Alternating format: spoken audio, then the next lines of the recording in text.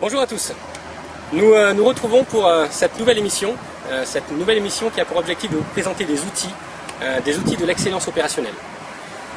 Donc nous allons avoir l'occasion de nous retrouver pour rentrer dans le détail de ces différents outils. Et je vous propose de rentrer directement dans le détail justement.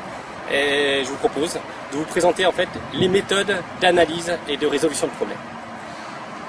Ces méthodes d'analyse et de résolution de problèmes, il y en a plusieurs. Je vous propose de diviser en quatre catégories, quatre catégories de méthodes. Ces quatre catégories correspondent aux quatre niveaux en fait de problématiques auxquelles vous allez être confrontés. Pour chacun de ces niveaux, vous allez avoir la possibilité d'utiliser une famille d'outils de résolution de problèmes.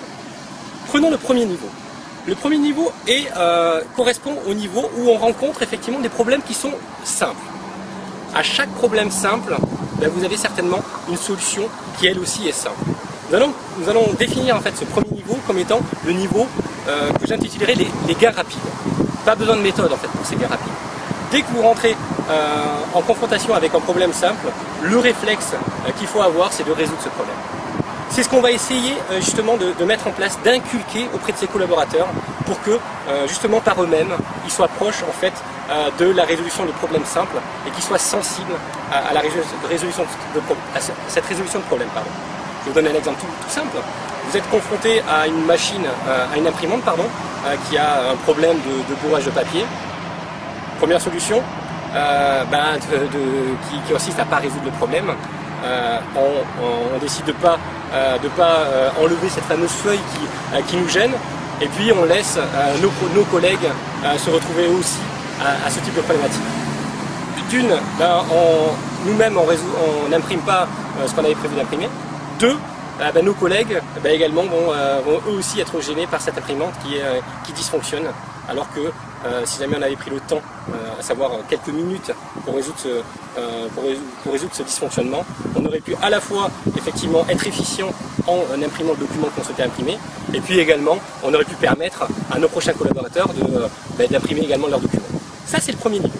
Deuxième niveau, le problème est plus complexe. Le problème est plus complexe, donc le problème ne peut pas être résolu dans les minutes qui suivent. Face à ce type de problème, nous avons une autre catégorie en fait de méthodes. Ces méthodes, je vais vous en donner un exemple. Le A3 Problem Solving par exemple. Le A3 Problem Solving c'est quoi? C'est un outil qui est destiné là aussi aux gens qui sont opérationnels, aux gens de terrain. Ces personnes-là vont pouvoir, grâce à cet outil, suivre une méthode toute simple, en quelques étapes, qui en quelques semaines va leur permettre de résoudre le problème de façon très autonome.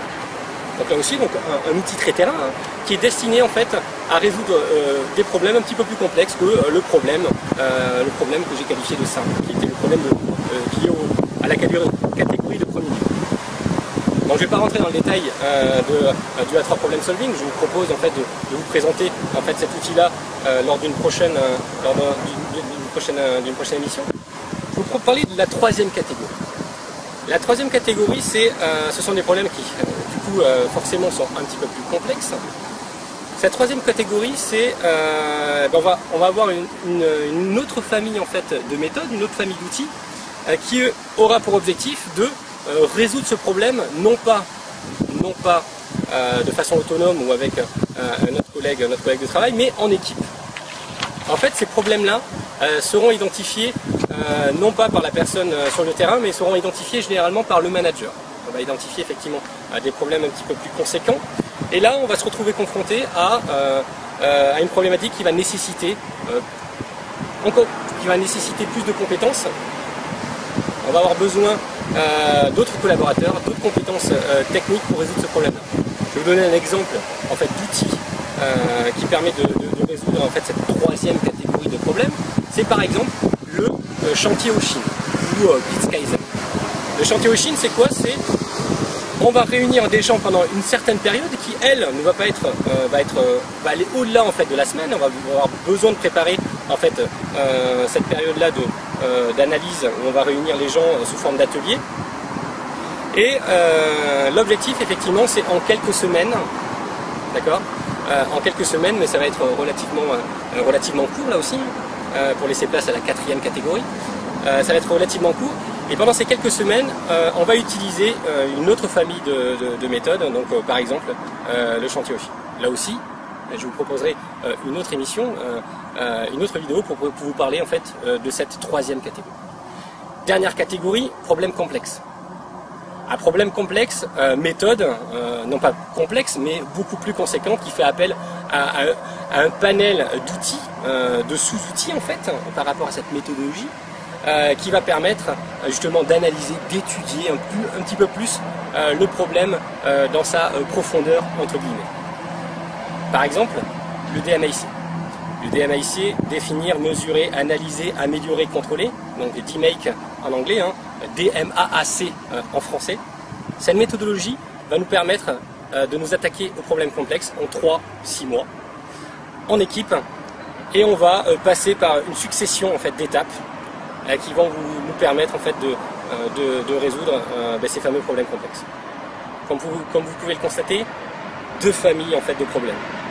La première famille, pour la catégorie 1 et la catégorie 2, ce sont les problèmes pour lesquels nous avons une solution. Nous avons une solution, donc nous pouvons gérer ce problème de façon autonome. Nous pouvons résoudre en fait, le problème auquel nous sommes confrontés de façon autonome. Par exemple, j'ai cette fameuse imprimante qui tombe en panne.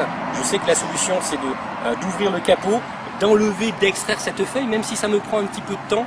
Je sais, je suis capable moi-même, moi opérateur, moi opérationnel, je suis capable de résoudre ce problème. Deuxième catégorie, pour le chantier Oshin et pour le DMAIC, j'ai un vrai problème dont je ne connais pas la solution. Et je vais devoir investir du temps, investir des moyens, donc des ressources, pour pouvoir résoudre en fait, cette famille de problèmes. Donc voilà, 4 niveaux de difficulté, 4 familles de méthodes d'analyse et de résolution de problèmes. Donc pour les deux premières familles, pas besoin d'analyser longtemps. Le problème a une solution, je la connais, soit je peux la mettre en place de suite, je le fais, soit j'ai besoin d'une semaine pour mettre en place ma solution. Et puis là, par exemple, je vais vous parler du A3 Problem Solving, mais ça peut être également un suivi sous forme de PDCA, Plan, Do, Check, Act. Donc en une courte période, je vais pouvoir implémenter la solution qui va me permettre de résoudre cette difficulté-là.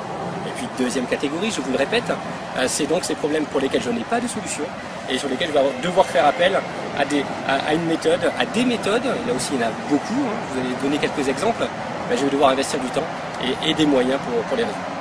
Voilà, c'était une petite introduction sur les méthodes d'analyse et de résolution de problèmes. Donc souvenez-vous de ces 4 catégories, de ces quatre catégories de problèmes auxquels vous pouvez vous retrouver confrontés, auxquels vos collaborateurs peuvent se retrouver confrontés. À vous de déployer ces méthodes, à vous de faire en sorte que les gens, à chaque problème, soient soucieuses d'y trouver une solution. Je vous retrouve pour une prochaine émission afin de vous présenter un prochain outil et je vous dis à très bientôt. Au revoir.